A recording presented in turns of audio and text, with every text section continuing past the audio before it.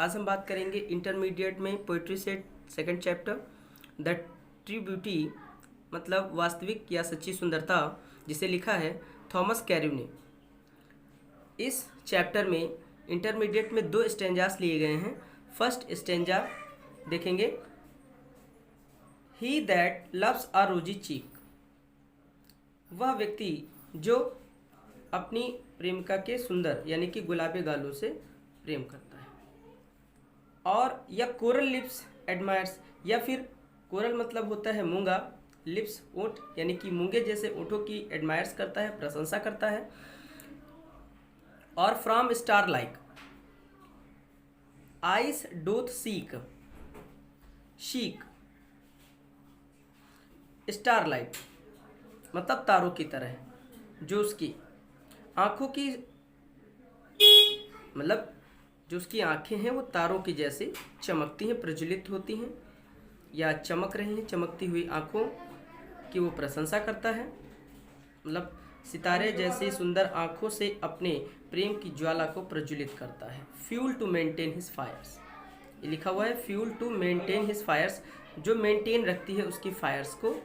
मतलब कौन सी 3 चीज़ें, एक तो ओठ, गुलाब और उसकी आंखें, इनको देख करके जो प्रेमी के अंदर की ज्वाला है वो प्रज्वलित रहती है। एज ओल्ड टाइम, लेकिन यही चीज़ें ओल्ड टाइम मतलब जब बुढ़ापा आता है, makes this decay so his flames must waste away.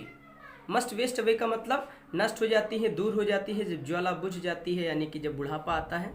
तो ऐसे व्यक्ति की प्रेम की ज्वाला उस समय नष्ट हो जाती है जब बुढ़ापा उसकी प्रेमिका के शारीरिक सुंदरता को नष्ट कर देता है।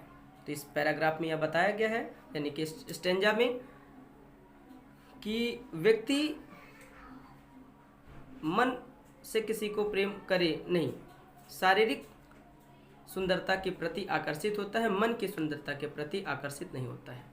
लेकिन जो शारीरिक सुंदरता होती है वो समय के बीतने के साथ साथ नष्ट होती चली जाती है, और वही व्यक्ति लास्ट में और बाद में यानी कि जब बुढ़ापा आता है तो उसे छोड़ देता है, उसके प्रति आकर्षित नहीं होता है, उससे दूर हो जाता है।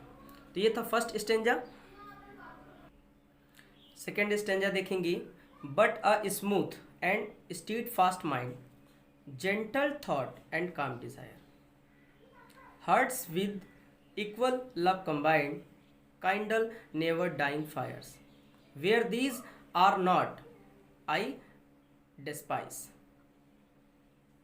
lovely cheek और lips और eyes। देखिए सबसे पहले लिखा हुआ स्टीड फास्ट माइंड, इसका मतलब होता है फर्म यानी कि दृढ़ निश्चय करना माइंडली से, और जेंटल थॉट्स मतलब होता है अच्छे विचार, और काम डिज़ायर, काम का मतलब होता है शांत रहना। अक्सर लोग बोलते हैं जब कोई गुस्सा करता है तो कहते हैं काम डाउन काम डाउन, तो वही होता है काम डाउन का मतलब है। यहाँ पर लिखा है काम डिज़ायर मतलब शांत इच्छाएं। कंबाइंड तो आप जानते हैं कंबाइंड होना यानी कि मिक्स होना, यहाँ पर कंबाइंड दिया हुआ है।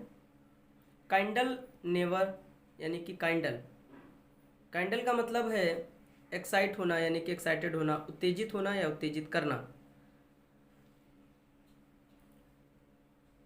फायर्स, फायर्स का मतलब यहाँ वैसे तो ज्वाला होती है लेकिन यहाँ पर इमोशंस से लिया गया है फायर्स को, ठीक है।